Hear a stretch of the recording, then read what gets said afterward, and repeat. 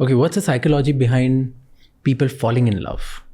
क्या होता है, क्यों कोई किसी से प्यार करता है, क्यों ये फीलिंग आती है? 1000 लोग हैं, 10,000 लोग हैं, हम इतने सारे लोगों से मिलते हैं, कुछ से प्यार होता है, कुछ से नहीं होता। किसी एक इंसान से then you just start feeling like wow, like this is it. Psychology behind falling in love is primarily the hormones. Mm-hmm.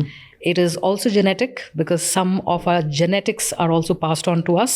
Have you seen some people, आपने कभी किसी को सुना है जो कहें कि जी हमें तो कभी किसी से प्यार नहीं हुआ है? हाँ, वो कौन होते हैं? वो होते हैं like I said, partly like I said, genetics. Again, there would be, of course, a neuropsychiatrist would be able to. Could be, yes, emotional blunting, yes. So, वो एक चीज़ है, and second, like I said, the hormones. Again, that's also part of genetics and part of our growing up. अब आप पूछेंगे, जो आप कह रहे हैं कि what is it falling in love? Falling in love, basically, like I said to you, it is basically the predominant what we call as oxytocin, dopamine. ये दो मेन होते हैं which because of certain stimulus. It could be anything. It could be a person's face smile. It could be the way person smells, looks, hands, finger. Could be anything. हम कहते हैं love at first sight. वो love वाली जो feeling. And people say, are you mad? It's irrational. प्यार अंधा होता है, blind, right? So love is blind. Those kind of things are primarily because of hormonal makeup and partly genetic. तो फिर इतने सारे लोगों में क्यों कोई स्पेसिफिकली पसंद आता है?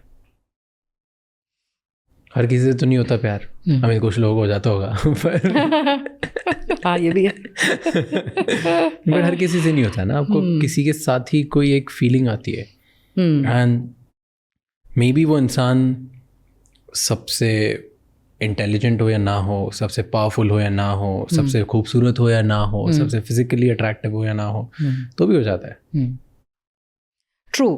So when you're talking about the logical reasoning, there's love itself is not logic. There is no logic involved.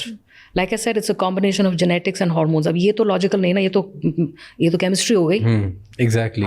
It has been found that people who have features similar to oneself, may not be all, but similar to oneself, finds that person more attractive.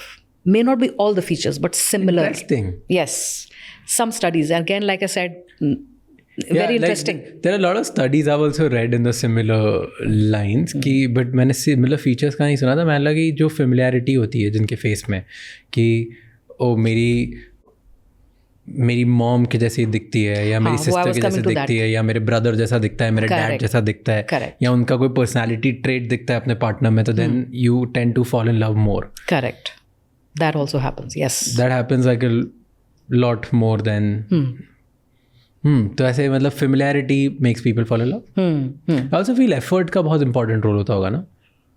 Effort? किस चीज़ का effort? कि दो लोग हैं, वो आप कितना effort डाल रहे हो और वो आपके ऊपर कितना effort डाल रहे हैं emotionally, physically, छोटी छोटी चीज़ों में इधर उधर, right? उससे भी तो धीरे that consistent effort makes you fall in love with some other person. That's, like I said, the love test of time. I was talking about head over heels wala love. Head over. I've fallen for somebody.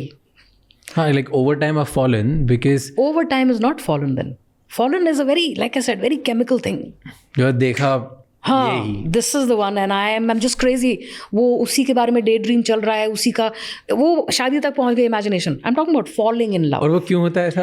It's like I said, a very hormonal thing, very hormonal genetic thing. Falling in love is one, but getting to grow in love is something else. Oh, that is what everybody aspires for. And that is the stronger one. That's the stronger one. जैसे वो रंग पक्का होता है ना, वो ही होता है. But आपने बोला कि जैसे head over heels वाला जो कि देख लिया बस यही. थैंक यू सो मच ये क्लिप एंड तक देखने के लिए. अगर आपको और भी ऐसी क्लिप्स देखनी है तो राज शमानी क्लिप्स चैनल को सब्सक्राइब कर लीजिए.